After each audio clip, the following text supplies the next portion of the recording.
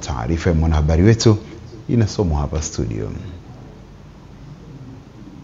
Mkuu wa mkoa wa Mwanza Saidi Mtanda akizindua mpango mkakati wa kushughulikia tatizo la watoto wanaoishi na kufanya kazi mitaani, amebainisha kuwa utekelezaji wa mkakati huo umezingatia kanuni na sheria kwa mzazi atakayeshindwa kutimiza wajibu wake. Kwa hiyo maafisa ustawi wa jamii mko hapa, nendeni kashirikianeni na watendaji wa serikali wa ngazi mbalimbali ikiwemo jeshi la polisi, wazazi ambao wana tabia ya kuacha watoto wao bila ulinzi, bila usalama wao, bila matunzo yao, wafikishwe kwenye vyombo vya kisheria ili waadhibiwe kwa sababu wanafanya makosa. Afisa ustawi wa mkoa wa Mwanza Baraka Makona amebainisha kuwa mkoa huo una vivutio vingi na shughuli za kiuchumi, hivyo mkakati huu ni mahususi katika kupunguza wimbi la watoto mitaani. Kwa sasa hivi tukimkamata mtoto tutauliza mzazi wako yuko wapi?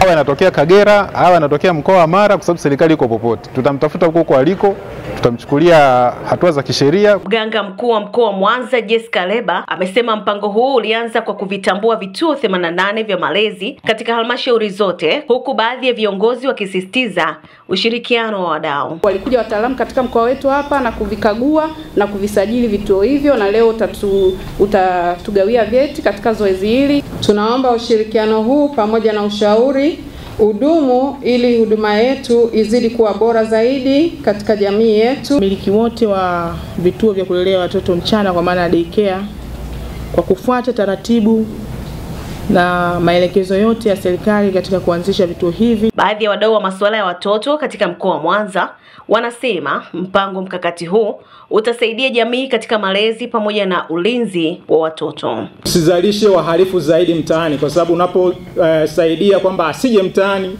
au anapokuwa mtaani unatoa malezi mazuri, unampeleka kwenye kituo cha malezi kizuri, maana unatusaidia tusiwe na watoto ambao watakuwa wanafanya fujo hapa na pale mtaani. Kwanza kuzuia watoto kuja mitaani, lakini kwa wale ambao tayari wamekuja mtaani kuona namna gani bora ya kuwarejesha katika familia zao. Mkoa wa Mwanza ni wa pili kitaifa kwa idadi ya watoto wa mitaani baada ya mkoa wa Dar es Salaam, na hii ni kutokana na mkoa huo kuwa na idadi kubwa ya watu, pia ni mkoa wa pili kiuchumi.